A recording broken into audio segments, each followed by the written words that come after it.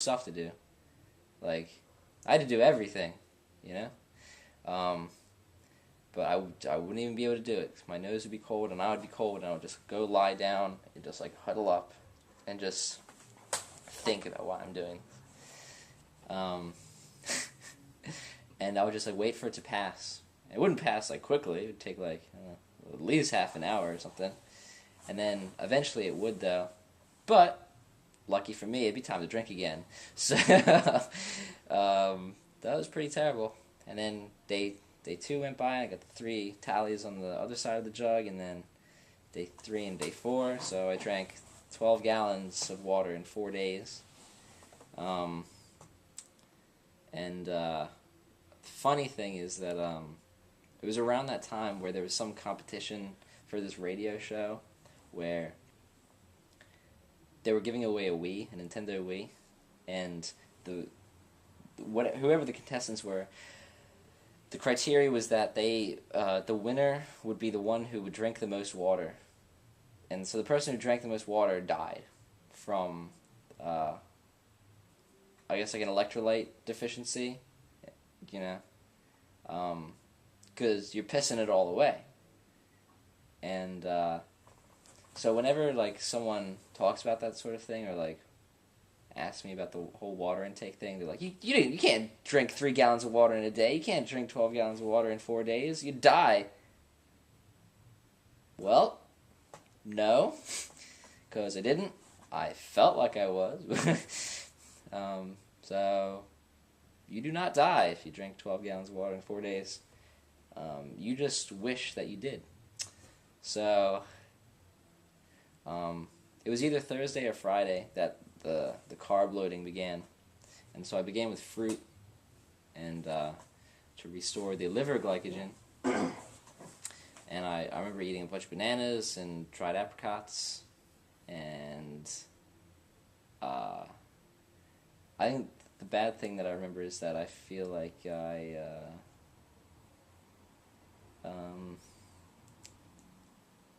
think I kind of held back.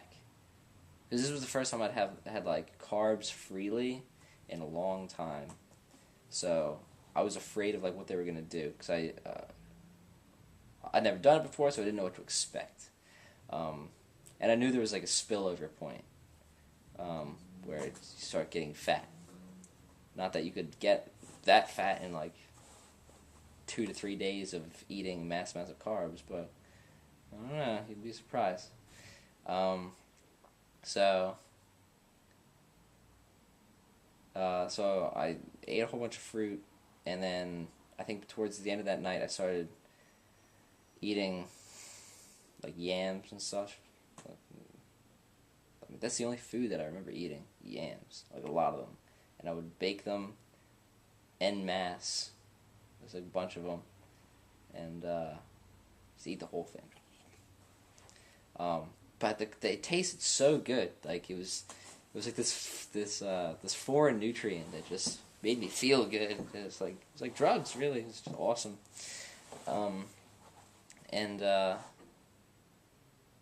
So Wednesday was the last day I trained. So it kind of felt weird. Oh yeah, and there was also the tanning process. And that began either Sunday or Monday night, and I'd been talking to people to try to figure out how to do it, because I'm so pale. So I was like, all right, well, I need to, whatever I need to do, I got to do a lot of it. So a couple weeks prior, I went to the tanning salon at my gym, and I was like, all right, so how does this work? So the girl there, who I'm friends with now, she's like, all right, well, I'll put you in for 4 minutes, and in retrospect, since I used to work there after this time, people would go in there for the max 20 minutes, like, every day. Like 5 days a week, or it's like most of the week, or every other day, which is a lot. I went in for 4 minutes in this stand-up thing, and I was like, okay, and I left, and I was like, alright, and then that night, when I took my clothes off before I went to bed, I looked down at my skin, and it was like this light pink flush, over my entire skin. It wasn't. It was like, if you could imagine the most mild form of sunburn. That's what my entire body like looked like. But it was pink. It wasn't like brown or anything, because my skin doesn't get that color. So I was like, all right, this isn't how I should do this. This doesn't work. And it costed money as well. So I was like, this nuts to this. So I was talking to another guy I knew who had been in a bunch of competitions, and talked to him about the tanning, and he turned me on to a couple products. And so there was two of them. One is like this. It's like this runny colored alcohol sort of thing. That's like a stain. And then another thing, which is like just a tub of like brown tar. You know. So the stain, I started applying every night, starting like the previous Sunday. And before I go to bed, I would, you know, put it over my face, make sure I got everything, and then put it all over my body, and then I would get Tom to come up, like, yo, Tom, come paint me. And Tom and Mike may have done this. I'm not exactly sure, but so they'd come up, and it came with this friggin' sponge, like you know those sponges that they'll give you for like painting houses or something. It's kind of like a paintbrush sponge. It's kind of like that, but it's smaller. Should have been bigger, but so they would take that and they would dip it in this thing, and then the second they touch it to my skin, I'll be like, oh my god, because it's so cold. And they'd paint me, and then I would make sure that my whole body is done, and tops of my feet and everything, and I would go to sleep like that, and like let it sink in.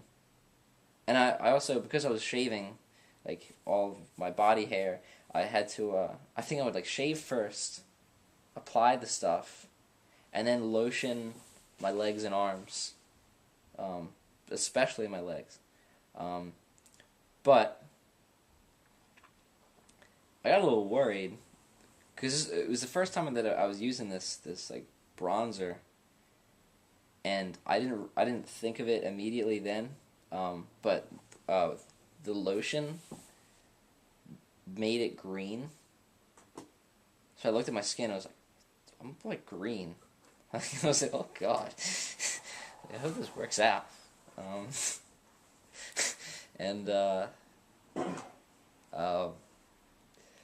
So I mean, I kind of realized that like the lotion, whatever was in the lotion, like reacted to whatever's in the brown and made it green, and didn't make me green, so it was okay. But so I'd go to bed and I'd wake up the next day and shower and wash it off and see it all come off, but I would be a shade darker, and my hands would be like black because they would like stain all the thick skin of my hands, like repeatedly in these many layers as I rub this stuff over myself. And so every night I did that, and every day I got progressively darker, and I started going to school, and people were like, dude, did you get a tan? I'm like, no, I'm just brown all of a sudden. Like, what's wrong with you? Like, why? It's like people ask you, you got like long hair or something, right? Like shoulder length hair. You come in with a shaved head, and like, dude, did you get a haircut? No. Dude, did you get a tan? You're like the most pale kid I've ever seen in my life. Did you get a tan? You actually are a normal color for one. So that went up until the end of the week, and I began to kind of like it. I was like, oh, this doesn't look fake. It looks kind of natural, short of the black on my hands. Like a gorilla or something. So I was going to use my parents' car to drive down to Maryland, and my friend Matt was going to go with me, and he like backed out because he had to do something, and I was about to kill him because I was like, I can't do this alone. Like, I need someone. And so Tom, luckily and fortunately and thankfully, came with me, like, just all of a sudden. Which is kind of funny because at the same time he was in this anatomy class, so all of this kind of lined up very well. So I packed some food and stuff to go into the next day, and because we left Friday like afternoon, and the show's on Saturday morning. So I took my parents' car, and so I had like a Tupperware thing full of yams, and I'm sure like a bunch of protein powder and stuff, and a bunch of protein bars, and I mean, looking back, immediately as soon as like I was knee deep in the show, I was like, wow, I was very underprepared with food. I didn't understand what I should have brought, but so mainly I just had yams, and I'd like eat a yam like every 2 hours or something, just like, and it was so good, you know. I just like bite off the skin like the end of a cigar or something, and just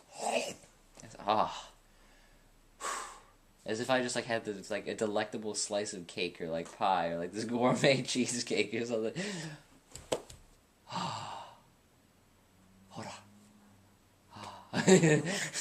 Basking in the wonder that is carbohydrate.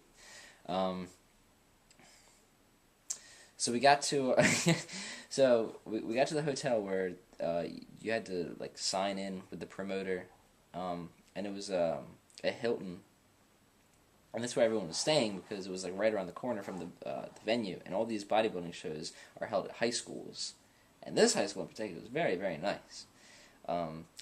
But so the Hilton's right around the corner from the high school, and so everyone's staying at the Hilton, but it's the friggin' Hilton, so we don't have money, so we like found some crappy Howard Johnson or something. I think it was a Howard Johnson.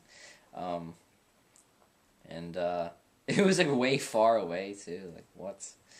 It's right around the corner from the venue, and then we got to go all far away. We like just missed, I don't know, signing in with the promoter or something. So we had to wait for something. I can't remember what. The lie detector test to see it, because it's a natural competition. So they had to check you for any illicit drug usage. So that's what we had to wait for. So Tom and I were waiting in the hotel with all these people, and we'd like watch the people come in, you know. So normal people would come in. You can tell there's normal people, and then like a massive man would come in with like, those closets on wheels that they have at hotels. He would like come in with one of those, and just unbelievable. And so as people would come in, I'd like size up my competition because I didn't know what I was in for. This is the first time I'd ever really seen one.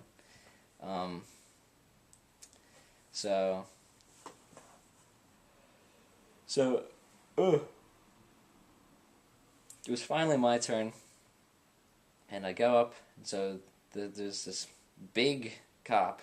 Oh, note that he was big. Quite intimidating. He's probably been on some juice himself. So you go in there, and he sits you down and asks you some questions, shakes your hand, breaks it, and then and then hooks you up to. This is the first time I've ever had a lie detector test before. But ever since I was little, I was always afraid of lie detector tests because I get nervous